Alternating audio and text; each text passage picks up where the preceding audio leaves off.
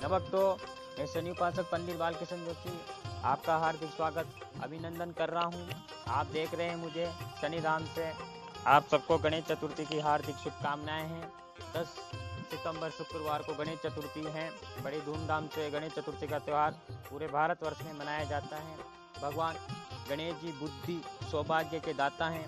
जो इनका विधि विधान से पूजन पाठ करता है उसके घर में दरिद्रता दूर होती है और बरकत होती है। माँ लक्ष्मी नारायण का आशीर्वाद सदा रहता है। रिद्धि सिद्धियाँ इनकी पत्नियां हैं, शुभ लाभ इनके पुत्र हैं।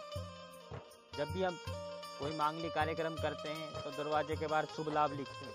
इसलिए लिखते हैं ताकि हमारे घर में शुभ ही शुभ हो और लाभ लाभ ही हो। गणेश जी की उत्पत्ति माता पार्वती के उतारे गए महल से हुई थी। माता पार्वती ने उनमें अपनी शक्तियों की तरह प्राण डाले और वो आकृति गणेश का रूप लेकर उभरी। माता पार्वती ने कहा कि पुत्र मैं स्नान करने जा रही हूँ, कोई आए तो अंदर मत आने देना। वो अपनी माँ का आज्ञा का पालन करते हुए दरवाजे पे बैठ गए। शिव जी का आना हुआ। शिव जी ने बोला कि पुत्र मुझे अंदर जाने दो।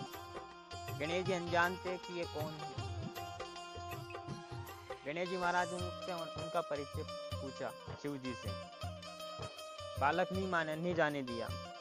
तब क्रोधित होकर देवों के देव महादेव ने अपने त्रिशूल से गणेश की गर्दन को काट दिया। माता पार्वती को जब इस घटना का पता लगा तो माता पार्वती बहुत क्रोधित हुई।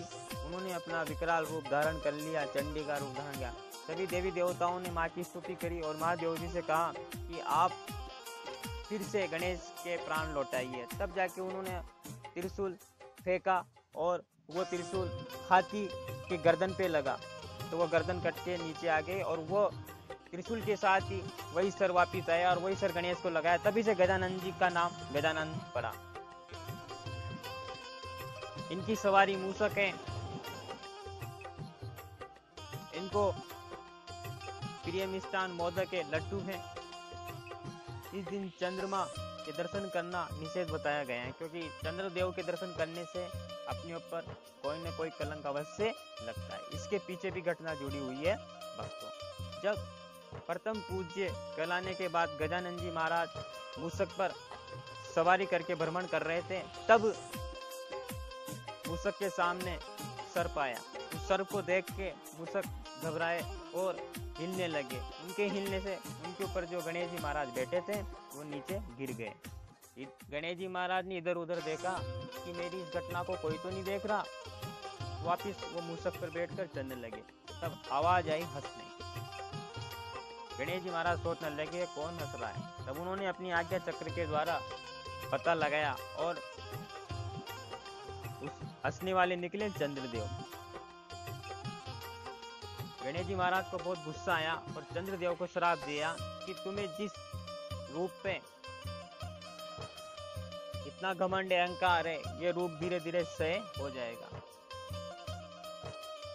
और जैसे जैसे दिन बीतते गए चंद्रमा का रूप क्षय होने लगा, काले पड़ गए। पूरी सृष्टि में हाहाकार मचने लगा। सभी देवी देवताओं ने गणेश जी महाराज से आग्रह किया। चंद्रदेव ने भी माफी मांगी और गणेश जी महाराज कहने लगे कि मैं इस शराब को वापस तो नहीं ले सकता, लेकिन जो जो सूर्य की किरणें तुम्हारे ऊपर पड़ेगी तुम अपना रूप वापस ले लोगे और पूर्ण रूप पूर्णिमा के दिन तुम्हें मिल जाएगा। लेकिन उस दिन जो तुम्हारा दर्शन करेंगे मेरे श्राप से, उस पर कोई न कोई कलंक अवश्य लगेगा। तो घबराने की आवश्यकता नहीं है। अगर जाने अनजाने में संकट चतुर्थी या गणेश चतुर्थी के दिन चंद्रदेव के दर्शन हो जाते हैं तो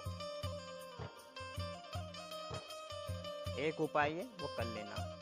गणेश चतुर्थी के दिन गणेश जी पूजन के साथ बड़ी विधि विधान से गणेश जी का पूजन करना, उन्हीं के साथ अपने इष्ट देव का भी पूजन करना। इष्ट देव प्रत्येक मनुष्य के कोई न कोई इष्ट देव अवश्य होते हैं। किसी के दुर्गा का इष्ट है, किसी के हनुमान जी का, किसी के भैरू जी का है, किसी के गायत्री माँ का है, किसी के भगवान भोलेनाथ का इष्ट होता है। तो जो भी अपने इष्ट हैं उनकी पूजा भी अवश्य कर लेना उस दिन।